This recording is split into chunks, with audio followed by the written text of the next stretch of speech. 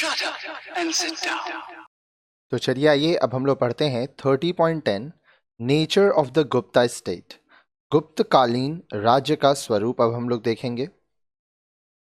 From the reign of Chandragupta I onwards, the Guptas took the title of Maharaja Dhiraj, as is known from inscriptions are Param Rajadhiraj, Rajadhiraj Shri, राजा राजाधिराजा। अब देखिए बोल रहा है चंद्रगुप्त एक के शासनकाल से आगे के गुप्त शासकों ने महाराजा धीराज की पदवी धारण की और शिलालेखों इंस्क्रिप्शंस से प्राप्त जानकारी के अनुसार वे परमाराजा धीराज, राजाधिराज के रूप में जाने गए। In the Allahabad pillar inscription, Samudragupta is regarded as God living on earth. Allahabad के स्तंभ में समुद्रगुप्त को भूमि पर निवास करने वाला भगवान कहा गया है। In the historical accounts, he is referred to as Kuber, Indra, etc. ऐतिहासिक विवरणों में उसका कुबेर, इंद्र आदि के रूप में उल्लेख किया गया है। Hereditary succession was established in this period, though the emperor chose the higher apparent. इस काल में वंशानुगत उत्तराधिकारी स्थापित किया गया, किंतु प्रत्यत इस काल में सम्राट अपने उत्तराधिकारी का चयन करता था। Several powers conquered by the Guptas were allowed to function independently.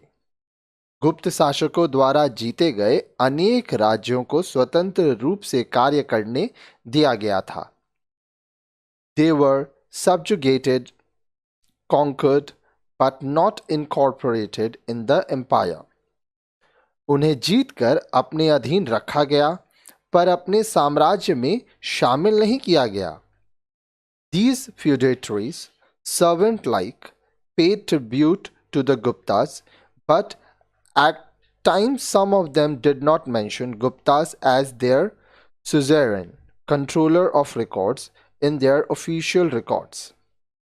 अब देखिए बोल रहा है ये सेवक जमींदार जैसे गुप्त शासकों को उपहार देते थे, परंतु कई बार उनमें से कुछ अपने अभिलेखों में गुप्त शासकों का अपने अधिराज, अभिलेखों का नियंत्रक के रूप में उल्लेख नहीं करते थे। The practice of land grants and also grants of villages under the Satavahanas continued under the Guptas. गुप्तों के शासनकाल में भी सतवाहनों के शासनकाल में प्रचलित भूमि अनुदानों और गांवों के अनुदान की भी परंपरा जारी रही। These grants carried with them administrative rights which led to the decentralization of administrative authority. इन अनुदान के साथ प्रशासनिक अधिकार भी संलग्न रहते थे, जिससे प्रशासनिक प्राधिकार का विकेंद्रीकरण होता था। Rights of sub-infeudation ownership were given to the landownees, grant receivers. उपभूदान के स्वामित्व अधिकार भूदान लेने वाले, अनुदान प्राप्त करने वाले को दिए गए। In central and western India, the villagers were also subjected to forced labor called visti. Forced labor was applied to all classes of subjects. मध्य और पश्चिमी भारत में गांव वालों को बेगार करनी पड़ती थी, जिसे विष्टि बेगार श्रमिक फोर्स्ड लेबर कहा जाता था, और यह सभी वर्गों के लोगों पर लागू होता था।